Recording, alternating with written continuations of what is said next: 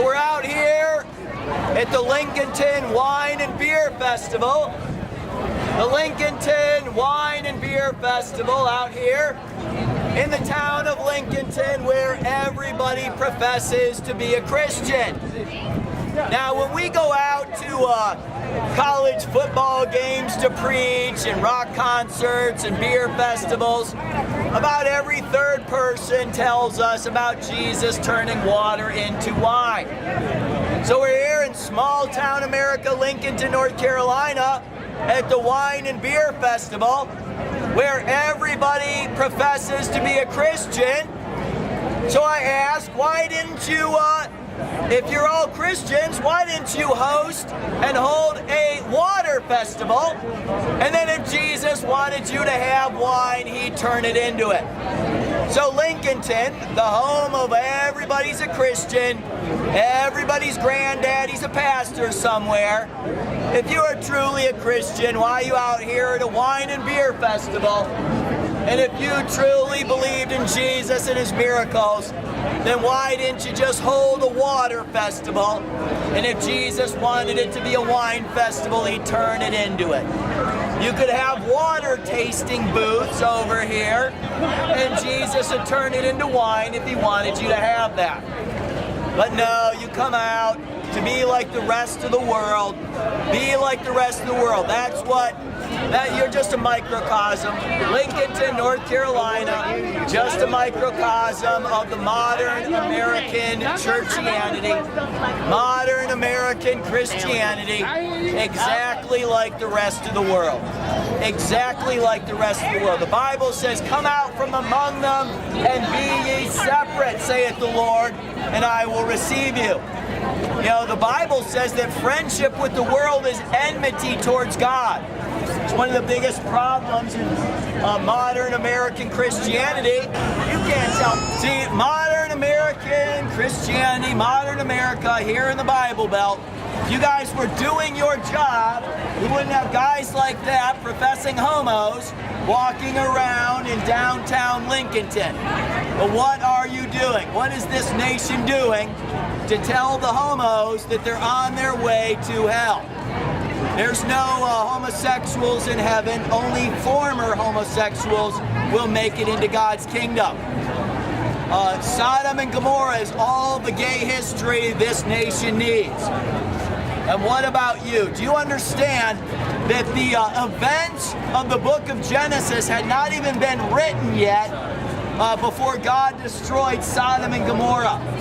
So how much more accountable will you be? How much more severe will God's wrath be on you on the day of judgment when you're here in small town America? Bibles on your smartphone, churches on every corner. You will be accountable. Are you standing up for the cause of Christ?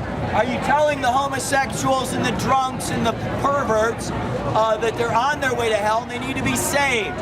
Or do you just say live and let them go their merry way? Do you understand? You'll be accountable. You'll be accountable for how you used your time, your money, and your talents. You're going to be accountable one day. One day it'll be too late. It'll be too late. You know, Jesus spoke a parable about servants being given different amounts of money.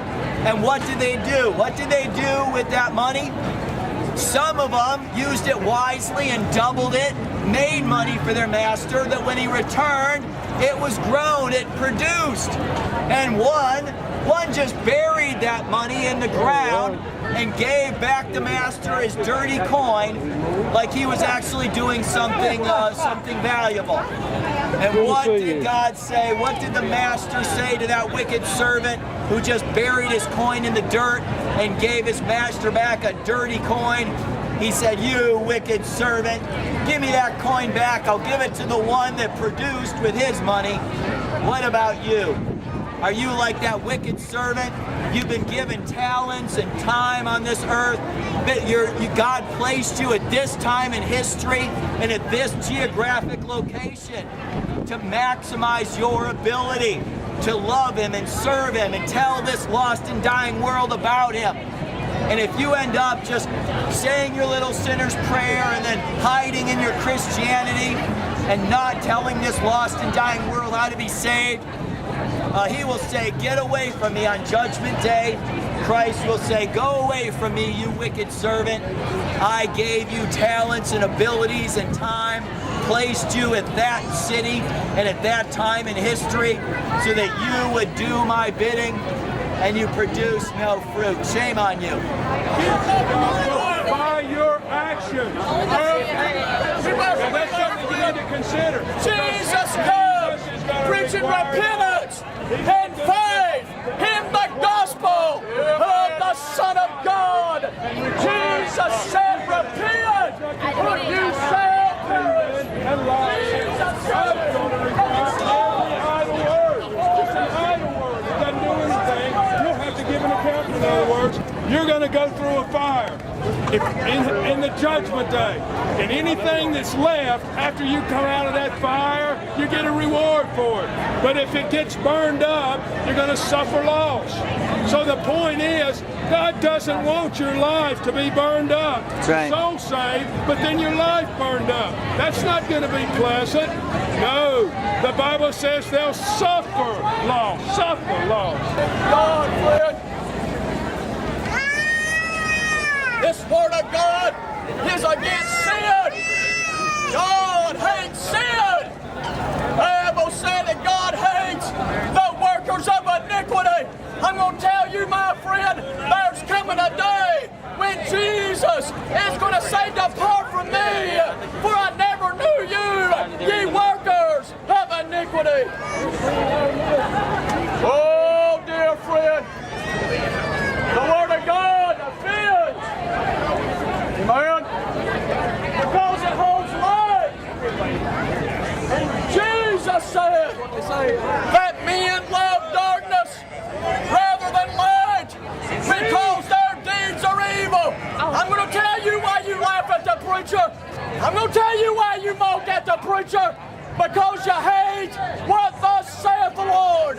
You hate the light.